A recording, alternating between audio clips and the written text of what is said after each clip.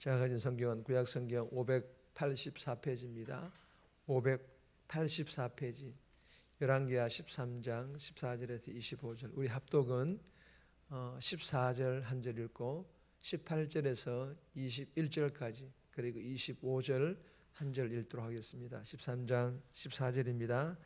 엘리사가 죽을 병이 들매 이스라엘의 왕 요아스가 그에게로 내려와 자기의 얼굴을 눈물을 흘리며 이르되 내 아버지여 내 아버지여 이스라엘의 병거와 마병이여 하며 18절입니다. 또 이르되 화살을 들 집으소서 곧 집음에 엘리사가 또 이스라엘 왕에게 이르되 땅을 치소서 하는지라. 이에 세 번 치고 그친지라. 하나님의 사람이 노하여 이르되 왕이 대여섯 번을 칠 것이니이다. 그리하였더면 왕이 아람을 진멸하기까지 쳤으리다. 그런즉 이제는 왕이 아람을 세 번만 치리다 하니라. 엘리사가 죽으니 그를 장사하였고 해가 바뀜에 모압 도적 떼들이 그 땅에 온지라. 마침 사람을 장사하는 자들이 그 도적 떼를 보고 그의 시체를 엘리사의 묘실에 들이던지매 시체가 엘리사의 뼈에 닿자 곧 회생하여 일어섰더라. 25절입니다. 여호아스의 아들 요아스가 하사엘의 아들 벤하단의 손에서 성읍들을 다시 빼앗으니 이 성읍들은 자기 부친 요아스가 전쟁 중에 빼앗겼던 것이라.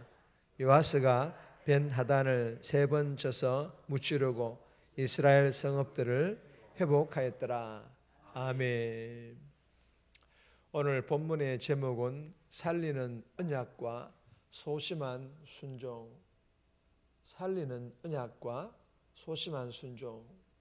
오늘 이 본문은 죽음을 앞둔 엘리사가 화살을 통해 북이스라엘 왕 요아스에게 구원과 회복의 말씀을 전합니다. 그러나 이 요아스는 아람을 무찌를 수 있는 기회를 얻었지만 이 기회를 소심하게 순종하는 그런 내용의 본문입니다. 오늘 이 본문을 통해 하나님께서 우리에게 주시는 첫 번째 교훈입니다. 말씀을 신뢰하고 순종할 때 승리합니다. 말씀을 신뢰하고 순종할 때 승리한다라는 이런 교훈입니다. 14절에서 19절까지인데 18절 말씀 보시면 또 이르되 화살들을 집으소서 곧 집음에 엘리사가 또 이스라엘 왕에게 이르되 땅을 치소서 하는지라. 이에 세 번 치고 그친지라. 여러분, 내 아버지여 내 아버지여 이스라엘의 병거와 마병이 하며, 오늘 읽은 24절 말씀에 있는 말씀인데, 여러분 오늘 이 본문의 내용들 가운데 일부는 영적인 의미로 사실 이해하기가 좀 어렵습니다. 2장 12절에서 엘리사가 스승인 엘리야를 가리켜서 부르는 것처럼 요아스도 죽을 병에 걸린 이 엘리사를 향하여서 이스라엘의 병거와 마병이라고 그렇게 부르고 있습니다.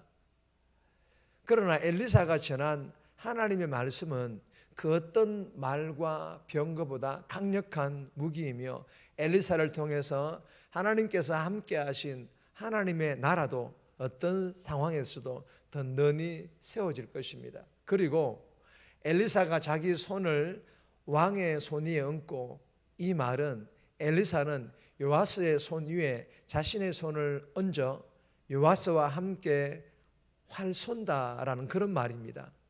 여러분, 이 엘리사의 행동은 무엇을 상징하는 것일까요? 여러분, 이 엘리사의 행동은 이런 의미를 상징합니다. 여러분, 이 아람을 향하여 쏘는 이 화살은 구원의 화살을 의미합니다. 그리고 이 엘리사의 행동은 지금보다 더 좋은 시대가 반드시 도래해야 할 것을 하나님께서 약속하시는 그런 상징적인 행동을 의미합니다. 그리고 엘리사는 이렇게 말합니다. 이스라엘 왕이여 왕에게 이르되 땅을 치소서 하는지라. 이에 세 번 치고 그친지라. 여러분, 무슨 말입니까? 이스라엘 왕에게 화살을 들어서 아람을 격파하듯 땅을 치라는 그런 말입니다. 그런데 이스라엘 왕은 어떻게 합니까? 소심하게 3번만 땅을 치고 긋습니다. 만약에 엘리사가 그만 치라고 할 때까지 마구 내려쳤다면 아람 군대를 온전히 진멸할 수가 있었다. 그런 의미를 말하고 있습니다. 사랑하는 여러분, 엘리사의 행동과 엘리사의 말을 통해 우리에게 주시는 교훈이 무엇입니까? 엘리사의 행동과 엘리사의 말은 개인의 행동과 말이 아니라 하나님께서 하시고자 하시는 말씀, 즉 교훈은 상징적인 것으로 보여주신 것으로 이런 영적인 의미를 줍니다. 하나님께서는 예수 믿는 성도들에게, 즉 우리들에게 언제나 변함없이 빈틈없이 승리를 준비해 두신다라는 그런 의미를 담고 있습니다.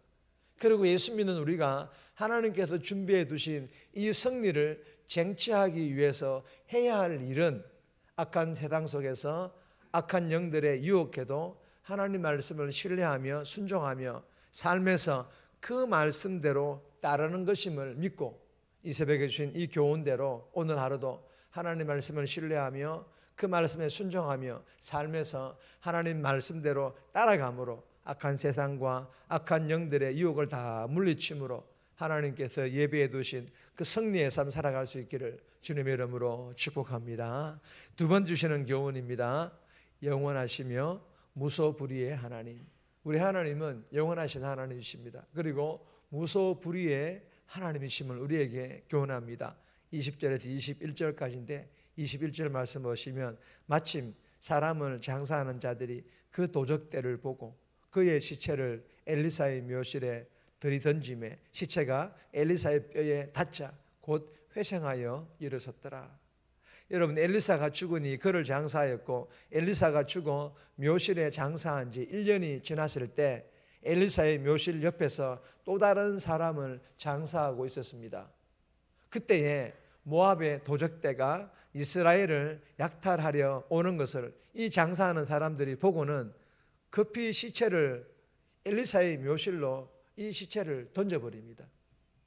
그때에 놀라운 이적이 일어납니다. 엘리사의 묘실에 던져진 시체가 엘리사의 뼈에 닿자 죽었던 시체가 살아났던 것입니다.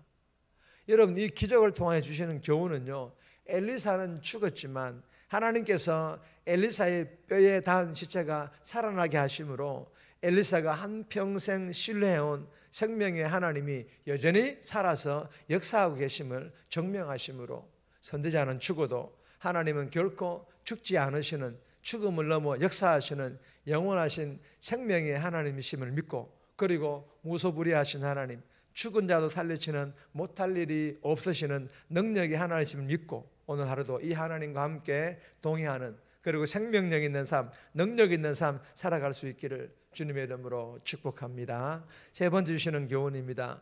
나의 믿음 유지가 아니라 성숙하라. 우리의 믿음을 유지하는 정도로 만족하지 말라라는 거예요. 우리의 믿음이 성장을 넘어서 성숙해 가라라는 이런 교훈입니다. 22절에서 25절까지인데 25절 말씀 보시면 여호아하스의 아들 요아스가 하사엘의 아들 벤하단의 손에서 성읍을 다시 빼앗으니 이 성읍들은 자기 부친 여호아하스가 전쟁 중에 빼앗겼던 것이라. 요아스가 벤하단을 3번 쳐서 무찌르고 이스라엘 성읍들을 회복하였더라. 여러분, 이스라엘 성읍들을 회복하였더라. 풍전등화와 같았던 이스라엘을 마태복음 12장 20절 말씀과 같이 꺼져가는 심지를 끄지 않으시는 신실하게 언약을 지키시는 하나님의 그 은혜로 이스라엘은 회복하였습니다. 우리가 앞서 보았듯이 요아스는 하나님과의 관계를 새롭게 맺지 못하여 익숙한 이 불신앙에 젖어가지고 여로보암의 죄, 즉 악한 길을 계속해서 따라갔습니다. 하지만 아브라함과 이삭과 야곱과 맺은 하나님과의 언약 때문에 하나님께서는 다시 한 번 더 손을 내밀어 주셨습니다. 그리고 아람왕 하사엘과 그의 아들 벤하단이 이스라엘을 괴롭힐 때마다 하나님께서는 구원자를 보내주셨고 구원의 활을 쏘아서 회복의 선물을 주셨습니다. 사랑하는 여러분, 이러한 하나님의 회복의 선물 우리들에게도 주시지 않았습니까? 그렇다면 가까스로 겨우겨우 나의 믿음을 유지하는 것으로 만족하지 말라라는 그런 교훈을 우리에게 주시고 계십니다. 무슨 말입니까? 좀 더 적극적으로 회복의 은혜에 감사하며 나의 믿음이 성장을 넘어 성숙하는 그런 단계로까지 나아갈 것을 우리에게 교훈하고 계시는 것입니다. 우리가 이렇게 새벽 예배를 드리고 또 평일 예배 자리에 나오고 그렇게 우리가 날마다 말씀 읽고 하나님 말씀을 깊이 있게 묵상하는 이유가 무엇입니까? 우리의 믿음이 제자리의 걸음이 아니라 만족하는 그 자리에 만족하는 것이 아니라 우리의 믿음이 성장하고 성숙하기를 원하는 것인 줄 믿으시기를 바랍니다. 오늘도 이 새벽에 저와 여러분들이 주시는 이 말씀을 통해서 나의 믿음이 성장하고 성숙하여서 정말 주님을 기쁘시게 하는 그런 복된 삶 살아갈 수 있기를 주님의 이름으로 축복합니다.